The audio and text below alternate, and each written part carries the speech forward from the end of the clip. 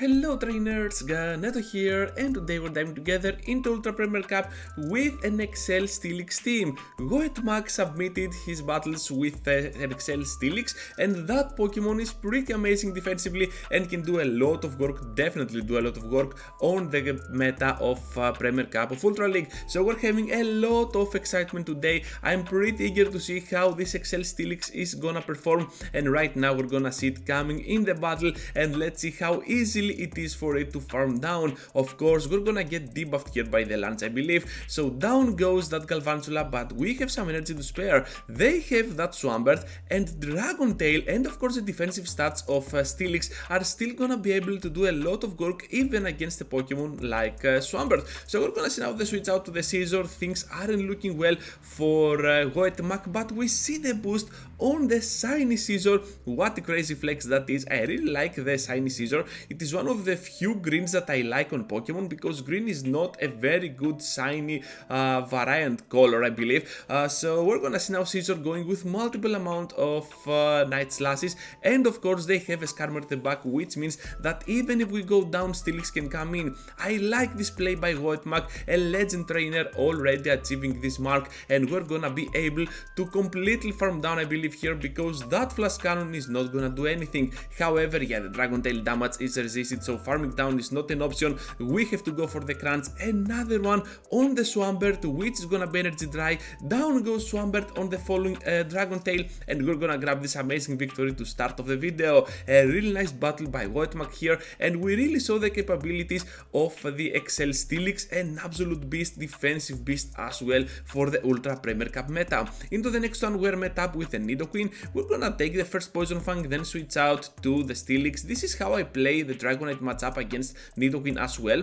I really like how Dragonite can still keep that energy for the end game. So we're gonna see now that Psychic Fang connecting on that Nidoqueen, dealing a nice chunk, and of course we can still survive even a whole Earth Power if they go for it. However, they go for that Poison Fang, and to be honest, I think that Steelix can beat even that Umbreon at this point. They have a heavily Excel team as well, so we're seeing some really tough battles here, coming back with the Dragonite to pull off the superpower for massive damage on the Umbreon, and right now we can take the hit, I believe. No, not at all. Woetmak decides to keep his Dragonite alive and well, so let's go now with the Dragon Claw, able to finish off the Umbreon. I was not expecting that. They have a Walrus at the back, and let's see now how Woetmak can adapt to the situation. Coming in with a shiny Scizor, some really nice legend plays here, and we're gonna take the shield out of them. This is looking kinda cool, to be honest. Earthquake is gonna be blocked. A really good call here, and big call at this point. Nidoqueen comes in, and at this point Scizor has nothing to worry about. It can simply farm down completely, trying to destroy down that Nidoqueen. Wolverine returns, and we're gonna switch out to clear that debuff. Makes sense, to be honest, on that Scizor, and with that energy advantage, I'm really sure that even if an Earthquake finishes off, that double Night Slash will be more than enough to finish off at this range that Wolverine. So down goes the shield, one more ready to go, and yes, trainers, at the red bar section of HP, yeah, Wolverine cannot handle that second Night Slash, especially with the debuff. Into the next one now, and we're facing a Cantonian Mag. Okay, this is kinda weird, to be honest, because Cantonian Mag is a very nice Pokemon, trying to catch here that Thunder Punch. Of course, the opponent knows better here of always over farming, most of the times at least. When you want to catch, you never catch because the opponent is over farming. But anyways, going in with Excel Steelix, and we're met up with a Trevenant, blocking the big move. Really nice call here by Woetmak. And we're gonna go for that Psychic Fangs, unfortunately for the CMP, which means now that we have to undercharge and perhaps farm a little bit more. Two of those Dragon Tails looking solid, and we have some energy to spare on the next Pokemon as well. What is it gonna be? The Mag, so we can take now the move, doesn't matter at all. Surviving the Dark Pulse, did they undercharge? What was that? I cannot believe this. So Psychic Fangs here on the Walrein, on the switch, they are now switch locked, and we have to go in with our our Scizor, and now our Dragonite can have a safer matchup against their final Pokemon, which is gonna be the Mach, because with Walrein out of the way, I think that Mach cannot stop with Seal Down, especially that Dragonite of ours. Gonna go pretty crazy with the Scizor, and I believe that even an Earthquake here will not knock out. Scizor able to hold on and still reach to that final Night Slash for the Cantonian Mach, going in with the Dragonite and Dragon Breath damage, especially with the assistance of Dragon Claw, is gonna be able to do all the work against this Cantonian Mach. You are seeing that Woetmak doesn't run any Shadow Pokemon here, and perhaps that is because Ultra League is not that kind to Shadow Pokemon. Regular ones tend to go pretty well, to be honest, and with Steelix being alive here, I'm pretty sure that we can take this victory. Into the next one now with the Galvantula up on the lead. We do not like that lead that much, but still Dragonite can win this battle. So Lance is coming off from this Galvantula, and still we're gonna be able to go with the Dragon Claw. We grab the shield, which is awesome. Are we gonna try to catch? No, we are not trainers, so we're just gonna sacrifice here our Dragonite.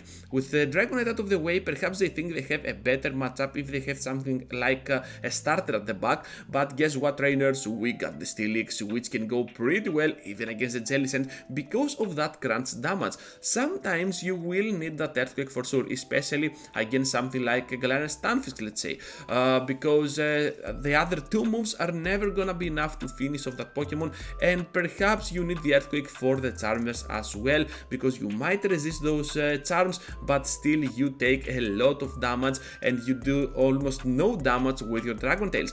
So other than that, I think that Steelix is gonna be a pretty meta relevant Pokemon for that meta of Ultra Premier Cup, and Galvantula here returns into the battle. We can go for the Night Slash, able to finish it off. Swampert returns into the battle once again, and we have to go ahead and take this Hydro Cannon. Can we reach the move? Yes, we can. Amazing battle here and energy management from Woetmak. Going in now for with the Steelix.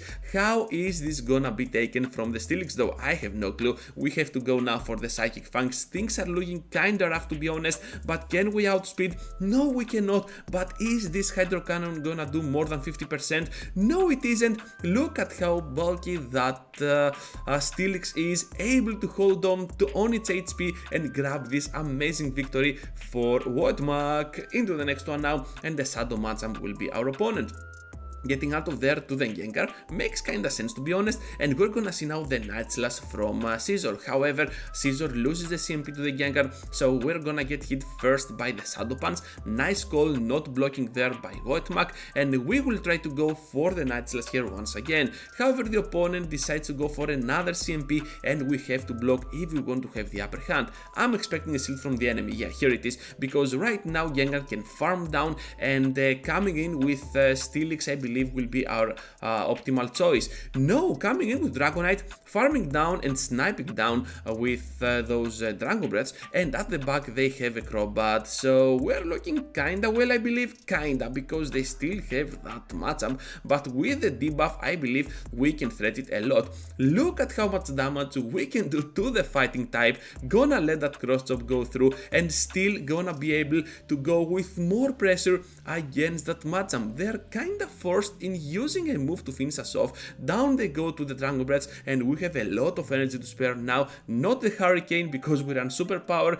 Yeah, Dragonite is pretty cool with Superpower lately, but instead we're gonna go with that double Dragon Claw, and eventually gonna finish off this Crobat, which is no threat at all for our line. Into the next one now, and we're facing another fighting type, this time on the face of Scrafty, so we can go in answering back at them to that Nidoqueen switch with our Steelix, and look at how little damage barely tickles our Steelix with a pure earth power. Are you kidding me? Less than 50%, and those poison moves are resisting by a lot, definitely doing 1 damage.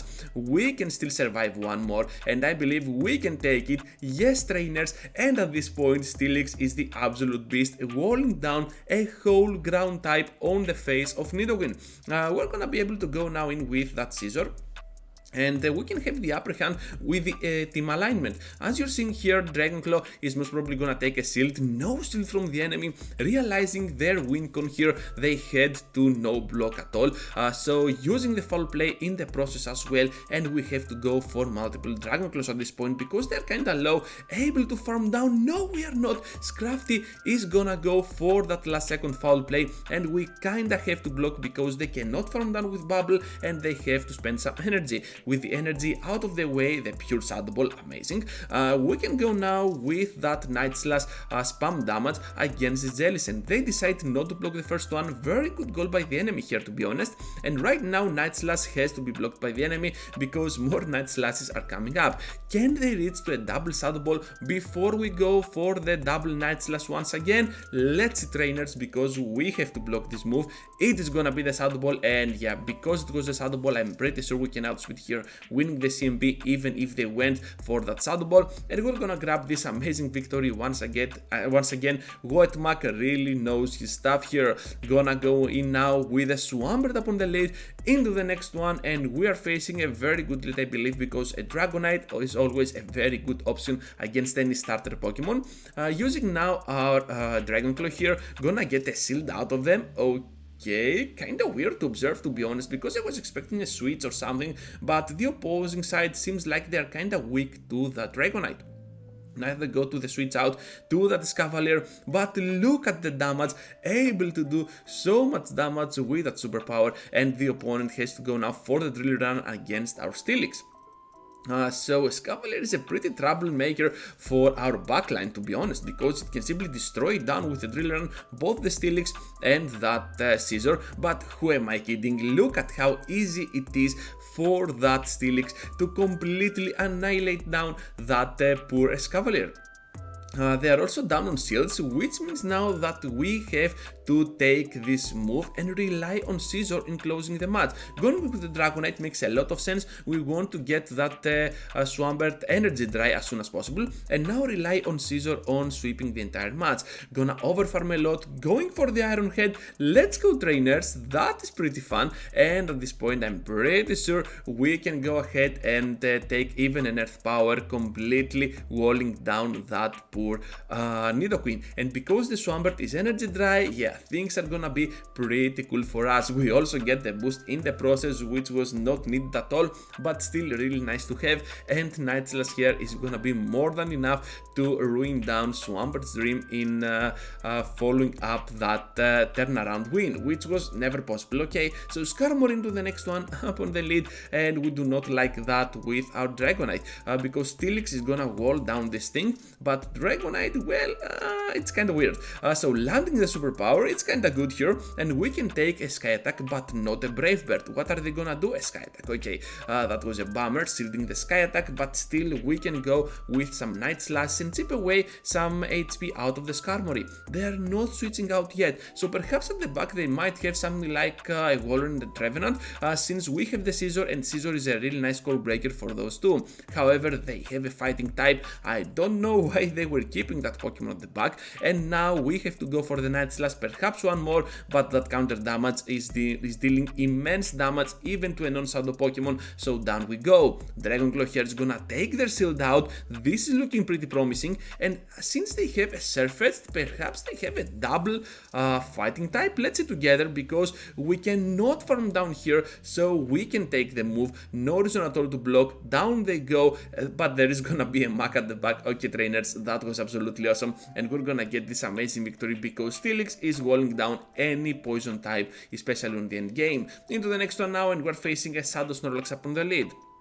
You are seeing that Body Slam is still not gonna be enough to finish us off. Even from a Shadow Snorlax, we can hold on, landing the big move and sniping down with the Dragon Tail from that Steelix. Excel Steelix doing some really nice job, even to the Toxic Rock, because of the double super effective Psychic Fangs. And now that they have no shields at all, actually they have one more, but we got the shield advantage, we can still hold on to our HP here, shielding that Mud Bomb, and right now look at how much damage we can do with those Dragon Tails. I'm not sure if we have to shield here. Yeah, no shield at all by Woetmak. They have at the back a Dragon type Pokemon on the face of the Kingdra, and of course we have the better Pokemon here because we're part Steel, we resist the moves, and at this point even Octazooka will never be enough to bring us to no HP. We can safely take it, no debuff as well. The opposing side getting a little bit unlucky here. We can go with the Night Slash and perhaps one more. No, we cannot. Okay,